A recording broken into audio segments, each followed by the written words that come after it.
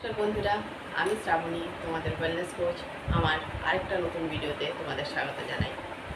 আগের দিন আমি তোমাদের সাথে ডায়াবেটিস নিয়ে কিছু আলোচনা করেছিলাম, কিছু কথা বলেছিলাম, অর্থাৎ ডায়াবেটিস কী সে ব্যাপারে তোমাদেরকে কিছুটা নলেজ দেওয়ার চেষ্টা করেছিলাম। আজকে আমি ডায়াবেটিস এর রিজন কী, ডায়াবেটিসের কারণ কী, অর্থাৎ এটা কেন হয় সে ব্যাপারে কিছু আলোচনা করব এবং সেগুলোর সত্যতা তোমাদের সামনে তুলে ধরার চেষ্টা করব। চলো শুরু করা যাক। তার আগে আমার ভিডিওটা যারা দেখছো তারা অবশ্যই আমার চ্যানেলটাকে লাইক, সাবস্ক্রাইব এবং শেয়ার করতে ভুলবে না, কেননা এর ফলে এমন অনেক মানুষ উপকৃত হবেন যারা এই কথাগুলো শুনে জেনে তাদের লাইফে যদি সেগুলোকে সঠিকভাবে ইউটিলাইজ করেন তাহলে তারা অনেক রোগ থেকে, অনেক শরীর খারাপ থেকে মুক্তি পেতে পারেন এবং সুস্থ ও স্বাভাবিক জীবনযাপন করতে পারবেন। তাই অবশ্যই ভিডিওকে লাইক করো, শেয়ার করো অ্যান্ড সাবস্ক্রাইব করে নাও, যাতে আরও নতুন নতুন ভিডিও, এই ধরনের নতুন নতুন ভিডিও তোমরা দেখতে পাও এবং সেই সমস্ত জিনিস সম্পর্কে আরও বেশি জানতে পারো। সো স্টার্ট করা যাক। চলো, তো তোমরা দেখতে পাচ্ছ চার্টে যেটা দেখাচ্ছে যে ডায়াবেটিসের কারণ হিসাবে, মেইন কারণ হিসেবে ধরা হয় বা বলা হয় সেটা হচ্ছে ফার্স্ট রিজন। আমরা বলতে পারি ডায়াবেটিসের মেইন রিজন জেনেটিক, অর্থাৎ কি বংশগত পরম্পরায় অনেক ডায়াবেটিস রোগীদের শরীর থেকে, অর্থাৎ যদি কারোর মা বাবার এবং পরিবারে কারোর ডায়াবেটিস থেকে থাকে তাদের কিন্তু ডায়াবেটিস হওয়ার সম্ভাবনা অত্যধিক বেশি বেড়ে যায় সেই ধরনের মানুষদের। অর্থাৎ যে সমস্ত ব্যক্তির BMI অর্থাৎ বডি মাস ইন্ডেক্স যদি 25-এর বেশি থাকে, বডি মাস ইন্ডেক্স ক্যালকুলেট করার জন্য বর্তমানে প্রচুর মেশিনস বের হয়েছে, তোমরা বাড়িতেও সেগুলো কিনে এনে সেগুলোকে করতে পারো, অথবা কোনো ট্রেন্ড ফিজিশিয়ান, কোনো ডাক্তার বা কোনো ওয়েলনেস কোচের কাছে গিয়ে তোমরা সেটা চেক করে নিতে পারো। তো সেই বডি মাস ইন্ডেক্স যে ব্যক্তির 25-এর বেশি থাকে তাদের মধ্যে ডায়াবেটিস হওয়ার সম্ভাবনা কিন্তু বেড়ে যায়। নেক্সট রিজন হচ্ছে ডিজেনারেশন অফ বিটা সেলস।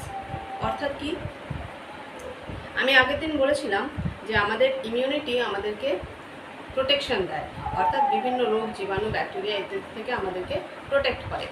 কিন্তু যদি আমাদের ইমিউন সিস্টেম কনফিউজ হয়ে যায়, এটা হয় মাঝে মাঝেই, তখন তারা কি করে, আমাদের ইমিউন সিস্টেম কনফিউজ হয়ে গিয়ে তারা কিন্তু আমাদের প্যানক্রিয়াসের যে বিটা সেলস থাকে তাকে ফরেন বডি মনে করে সেটাকে অ্যাটাক করতে স্টার্ট করে।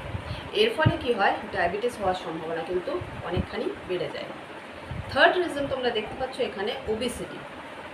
আমি আগের দিন যখন ডায়াবেটিস সম্বন্ধে বলছিলাম তখন কিন্তু বারবার ওবেসিটিতে আমি ফোকাস করছিলাম, যে যারা অত্যধিক মোটা হয়ে গিয়ে থাকেন বিভিন্ন রিজনে, এবং মোটা হওয়ার রিজন তো অনেক কি আছে সেটা তোমরা সবাই জানো। তো সেই সমস্ত যারা অত্যধিক পরিমাণে মোটা হয়ে যান, অর্থাৎ ফ্যাট যাদের শরীরে অনেক বেশি জমা হয় এবং ফ্যাট সেলস যদি বেড়ে যায় এবং সঠিক পরিমাণে সেখানে, তাহলে গ্লুকোজটা যেটা এন্টার করার দরকার সেটা কিন্তু এন্টার করতে পারে না। আমি বলেছিলাম গ্লুকোজ আমাদের বডির ফুয়েল বা ইন্ধন, সেটা না হলে কিন্তু আমরা ঠিকমতো নিজেদের বডিটাকে কন্ট্রোল করতে, বা নিজেদের বডি আমাদের ঠিকমতো সিস্টেম কাজ করে না। তো সেই গ্লুকোজ, ফ্যাট সেলস যদি বেশি হয়ে যায় তাহলে কিন্তু সেই গ্লুকোজটা আমাদের সেলসে এন্টার করতে পারে না, যার ফলে কি হয়, সেটা ব্লাডের মধ্যেই ফ্লো করতে থাকে। আর যখন সেটা ব্লাডে ফ্লো করতে থাকে তখন সেটা কিন্তু আস্তে আস্তে আস্তে আস্তে পট তৈরি করে সেটা ব্লাডের ফ্লোকে কম করে দেয় এবং ডায়াবেটিক রোগী বা ডায়াবেটিক পেশেন্ট হওয়ার সম্ভাবনাকে বাড়িয়ে দেয়। ফোর্থ রিজন হচ্ছে ইমব্যালেন্স ডায়েট। এটা সম্পর্কে নতুন করে তোমাদেরকে বলার আমার আর কিছু নেই, তবুও আমি বলবো যে কার্বোহাইড্রেট, চিনি, ফ্যাট জাতীয় খাবার, অর্থাৎ তেল, মশলা, ভাজা ভুজি, মিষ্টি, প্রসেসড ফুড, এই সমস্ত খাবারগুলো আমরা আমাদের রেগুলার ডায়েটে কিন্তু ইনক্লুড করে নিয়েছি। তো আমরা এগুলো থেকে যত তাড়াতাড়ি সম্ভব দূরে থাকবো, এবং যত দূরে থাকবো তত কিন্তু আমাদেরই মঙ্গল। কিন্তু সেটা না করে আমরা যদি এগুলোর প্রতি বেশি পরিমাণে অ্যাট্রাক্টেড হই এবং এগুলোকেই যদি আমাদের লাইফের অঙ্গ হিসেবে আমরা ধরে নিই এবং এগুলোই যদি আমাদের খাবার হিসেবে আমরা কনজিউম করতে স্টার্ট করি রেগুলারলি, তাহলে কিন্তু ডায়াবেটিস হওয়ার সম্ভাবনা 80% পর্যন্ত বেড়ে যায়।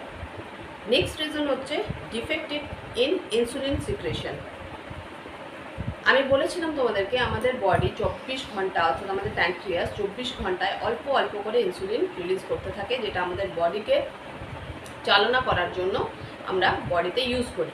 কিন্তু যদি প্যানক্রিয়াস ইনসুলিন বানায় এবং তার ঠিক যতটা সিক্রেশন অর্থাৎ যতটা বের হওয়া দরকার এবং যতটা বডিতে দরকার ততটা যদি বডি না পায় তাহলে কিন্তু ডায়াবেটিসের চান্স বেশি হয়ে যায়। অথবা এমন কোনো রোগ, যেমন ধরো প্যাঙ্ক্রিয়াটাইটিস, অর্থাৎ যদি কেউ অত্যধিক পরিমাণে অ্যালকোহল কনজিউম করে তাহলে তার প্যাঙ্ক্রিয়াসে চাপ পড়ে এবং সেটাকে প্যাঙ্ক্রিয়াটাইটিস বলা হয়। এর ফলে কি হয়, সেই ব্যক্তির ইনসুলিনের যে কোয়ালিটি সেটা কিন্তু অত্যধিক ডাউন হয়ে যায়, নিচে নেমে যায়।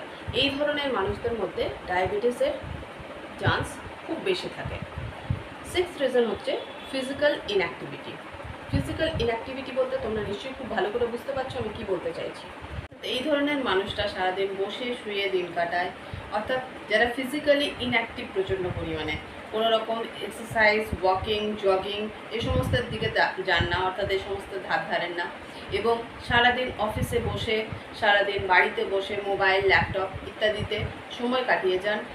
এই সমস্ত মানুষের মধ্যে কি হয়, এর ফলে যারা ঠিকমতো খাবার দাবার খাওয়ার পরেও কোনো রকম বডি মুভমেন্ট না করেন না, তাদের মধ্যে ডায়াবেটিস হওয়ার চান্সেস কিন্তু খুব বেশি পরিমাণে বেড়ে যায়। তাই বন্ধুরা, আজকে আমরা জানলাম যে ডায়াবেটিস হওয়ার পেছনে মেইন রিজন কী কী। নেক্সট দিন আরেকটা নতুন ভিডিও নিয়ে আসবো। আজকে এই পর্যন্ত।